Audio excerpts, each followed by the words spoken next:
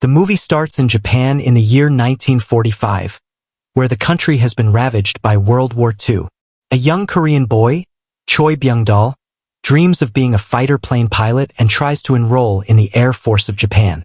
On his way home, he encounters a Korean thug named Chun-bae, who tries to steal his money by disguising himself as an undercover police officer. However, Choy soon discovers his real identity and attacks him. Later, it's shown that Choy and Chun-bae are in a truck headed to the Air Force training camp. Chun-bae tries to escape from the truck, but is forced to get back in when he is chased by some gangsters. In the next scene, Choy and other Koreans are tied to poles and being tortured. Kato, the commander-in-chief of the camp, arrives, and his men start misbehaving with the Koreans. Surprisingly, Kato orders one of his men to untie the Koreans and set them free. As soon as the Koreans are untied, one of them belittles Kato and cusses at him. Upon hearing this, Kato challenges Choy to a fight, telling him that if he defeats him, all the Koreans will be set free. Choy starts fighting with the commander, using an old Korean fighting skill called Tai Kyon, but gets defeated easily. Luckily, before Kato can kill him, an American fighter plane attacks the base, and the Koreans are able to flee, saving their lives. Afterwards, Choy starts helping Chun-bae run his small shop in the market of Tokyo. When everything is going fine, a local gangster named Yakuza and his men arrive at Chun-bae's stall and ask for some money. Chun-bae refuses their request and, in turn, gets beaten by the group severely.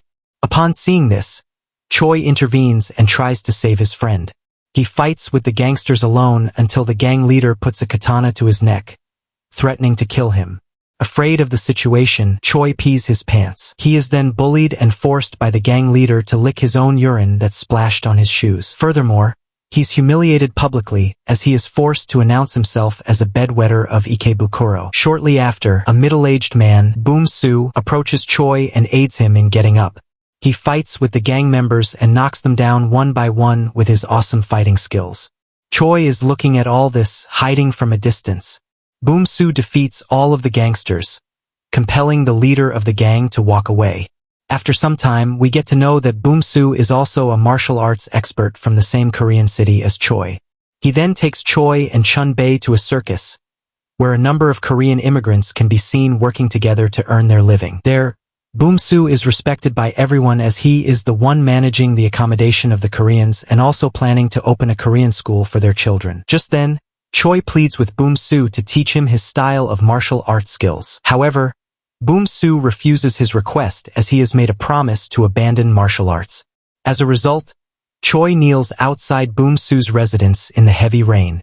The scene then flashes back in time where we get to know that Boom-soo was actually the martial arts teacher of Choy in his childhood. Due to some personal reasons, Boom-soo was compelled to leave his hometown and stay low. At present, it's already morning, and Choy is still kneeling down outside Boom-soo's residence, pleading for him to teach him martial arts. Tired of the nagging, Boom-soo finally agrees and provides him with a martial arts dress and a book on the fighting style. He further tells him that justice without power is empty, but power without justice will lead to violence. He suggests that he uses fighting skills to protect himself and others. Soon, Choy joins Boom-soo and his group and starts working as a rickshaw driver to earn a living. He also uses his free time to learn martial arts from Boom-soo. One day, Choy notices some American police officers misbehaving with a Japanese woman. Chun-bae suggests Choy stay away from it and return home, but Choy moves forward and faces the officers, saving the girl. Shortly after saving the girl, he becomes popular in the area with the name of Brave Tiger, the one who saves Japanese women from the perverted American officers. He also becomes closer to one of the women he saved, Yoko. In the following scene, Yakuza's men arrive at the circus and start searching for Boom-soo, aiming to take revenge for the previous embarrassment in the market. Soon, Boom-soo emerges from his residence and fights with the gang members alone. Unfortunately, he is soon overpowered and eliminated by the gang leader. When Choy and Chun-bae arrive at the place, they are taken aback to see the Korean immigrants crying and Boom-soo lying dead on the ground. The next day, Choy decides to take revenge for his master Boom-soo's death and walks alone to Yakuza's headquarters. Surprisingly, the other Korean immigrants follow him, carrying some weapons in their hands. On the other hand, Yakuza's men can be seen ready, knowing that the immigrants will attack them anytime soon. The fight breaks out between the two groups, and everyone starts throwing their punches and weapons around. Soon, one of the Korean immigrants succeeds in stabbing Yakuza but gets beaten badly by the gang members. The commotion stops after the police arrive to separate them. In the following scene, we see Choy packing his belongings after he made up his mind to exile himself and retreat to the Himalayas. He's doing so because he feels like he's failed to save his people. Yoko arrives to stop him, but he remains adamant in his decision and leaves. At the mountains, Choy starts training hard to perfect his moves and kicks. He practices day and night in the cold weather, even while facing difficulties to survive. He makes his own training equipment and learns from the book provided to him by Boomsoo before. At first, he faces difficulties adapting to the extreme weather of the Himalayas, but after spending multiple days there, his body starts adapting, and he becomes stronger. He practices the skills of breaking stones and hitting tree trunks hard with his hands. Further, Choy practices some moves to make his body parts stronger and able to bear pain. After months of practicing and living alone in the mountains, Choy finally feels that he has successfully mastered the martial arts skills taught by his master and from the book.